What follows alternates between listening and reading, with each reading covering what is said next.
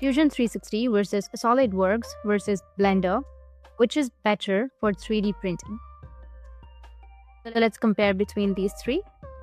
First, we have Fusion 360, which offers a comprehensive suite for 3D printing, including parametric modeling, simulation, and a CAM tools.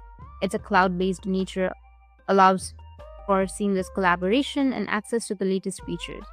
Fusion 360 is particularly user-friendly for those who are new to 3D printing.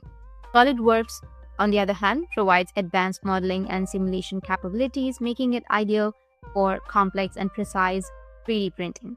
So, however, its higher cost and steeper learning curve may be consideration for some users. But Blender is an open, free-source tool which is known for its powerful modeling and sculpting features. While it's excellent for artistic and organic designs, it lacks the engineering, precision, and simulation tools of the other two, making it less suitable for functional 3D printed parts. So in conclusion, for functional and precise 3D printed components, Fusion 360 offers a balanced approach between usability and capability. SolidWorks is best suited for complex engineering projects, while Blender excels in artistic and organic modeling. That's it, and if you have any questions, feel free to comment below. Thanks for watching.